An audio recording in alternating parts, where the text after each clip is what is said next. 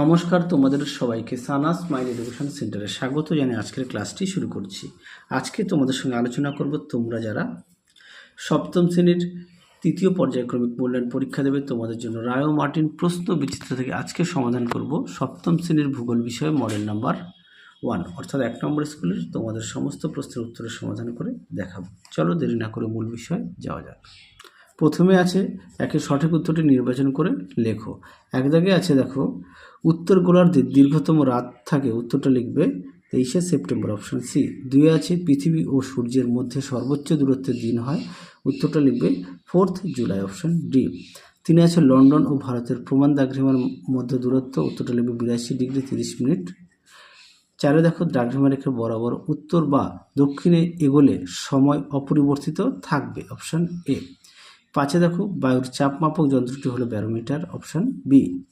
6 দেখো, ভূমির উচ্চতা বৃদ্ধির সঙ্গে সঙ্গে বায়ুর চাপ কমতে থাকে, অপশন এ। 7 দেখো, তিব্বত মালভূমি এক প্রকার, উত্তরটা লিখবে পর্বত বেষ্টিত মালভূমি, অপশন ডি। পরেরটা দেখো, যেটি ভঙ্গিল পর্বত নয় তা হলো, উত্তরটা লিখবে সাতপুরা, অপশন এ। 9 দাগের আন্তর্জাতিক নদী হলো, উত্তরটা লিখবে সিন্ধু, অপশন ডি। 10 দেখো, শুষ্ক পার্বত্য অঞ্চলের সৃষ্ট নদী উপত্যকা হলো, উত্তরটা লিখবে আই আকৃতির উপত্যকা, অপশন বি।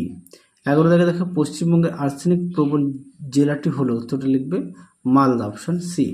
12 দাগে দেখো, ইতাই ইতাই অসুখ হয় যে প্রকার দূষণে তা হলো ক্যাডমিয়াম, অপশন ডি।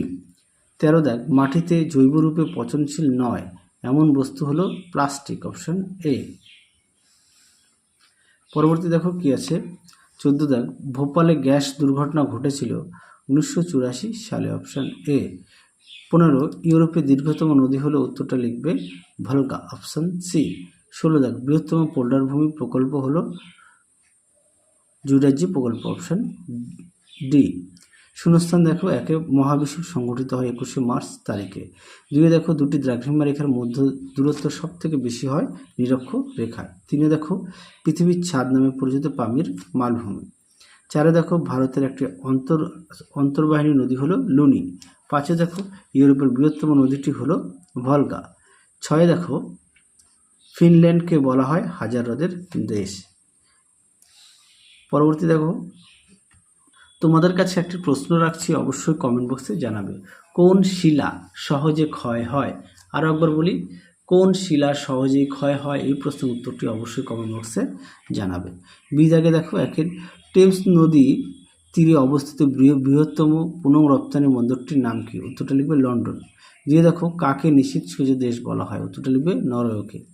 3 দেখো, সূর্যের আপাত বার্ষিক গতি কী নামে পরিচিত? উত্তরটা লিখবে রবি মার্গ।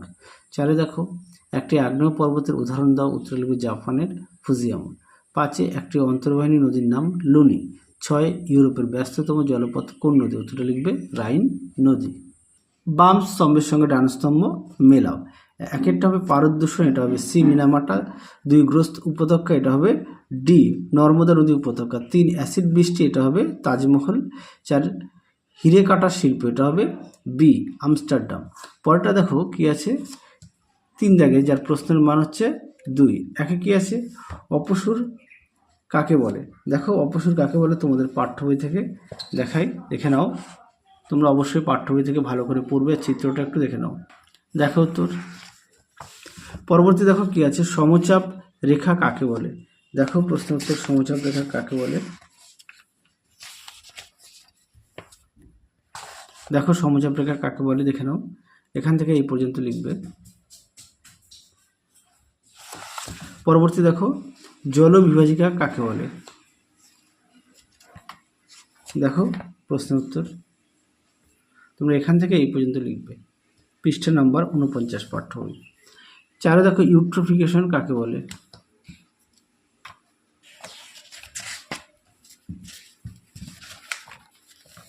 দেখো উত্তর, পাঠ্য বই 70।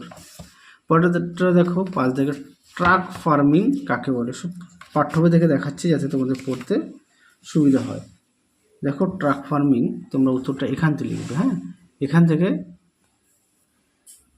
পৃষ্ঠা নাম্বারটা দেখে নাও, ঠিক এই পর্যন্ত লিখবে। পরবর্তী দেখো 4 দাগের প্রশ্নের মান 3 একে আছে।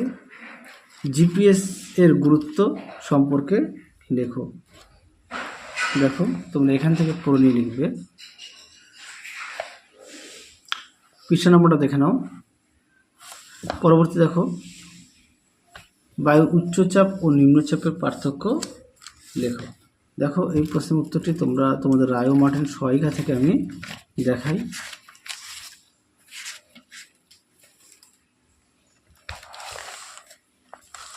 দেখো উত্তর দেখে নাও। বায়ুর উচ্চচাপ ও নিম্নচাপের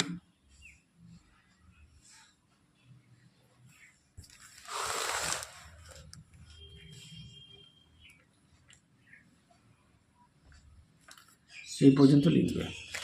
পরবর্তী দেখো কি আছে, নিত্যবাহ ও অনিত্যবাহ নদীর তুলনা করো।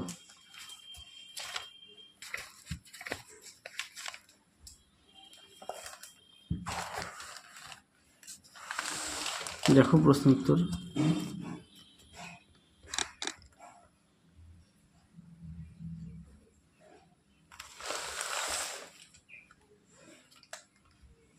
দেখে নাও এই পর্যন্ত লিখবে। মানে 7টা দেওয়া আছে, তোমরা এখান থেকে পড়ে নিয়ে লিখবে। পরেটা দেখো কি বলেছে, মাটি দূষণ প্রতিরোধের উপায় লেখো। দেখো প্রশ্ন উত্তরটি করা উচিত আর করা উচিত নয় দেখে নাও পাঠ্য বই থেকে, 81 পৃষ্ঠা পাঠ্য বই। পরবর্তী দেখো প্রশ্ন কি আছে, পোল্ডার ভূমির কীভাবে সৃষ্টি হয়েছে। দেখো পোল্ডার ভূমি কীভাবে তৈরি হয়, তোমরা এটা লিখবে এখান থেকে এই অবধি, পৃষ্ঠা নম্বর 135।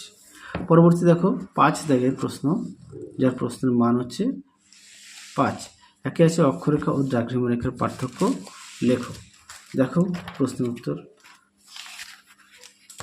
দেখে নাও, সুন্দর করে দেওয়া আছে, তোমরা অবশ্যই পড়ে নিয়ে লিখবে।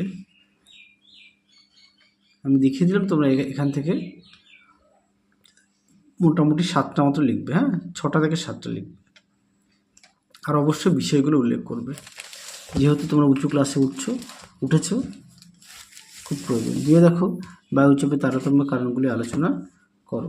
দেখো এই প্রশ্নের উত্তরটা তোমরা দেখে নাও, পাঠ্য বই থেকে লিখবে। 33 পেজে দেখালাম, তোমরা এগুলো পড়ে নিয়ে একটু লিখবে। পরবর্তী দেখো 2-3 দাগ, রুর শিল্পাঞ্চলে বিকাশ লাভের কারণগুলি লেখো।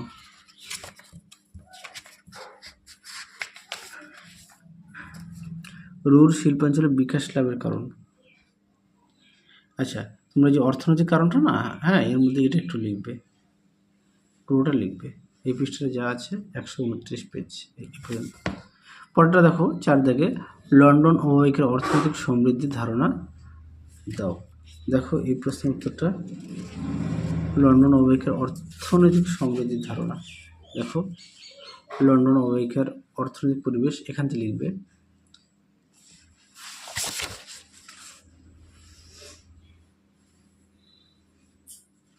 এগুলো লিখবে। হ্যাঁ, এই পর্যন্ত লিখবে। পরেরটা দেখো 5 দাগের প্রশ্নটা একটু তোমরা একটু দেখে নাও, আমি উত্তরটা দেখাই।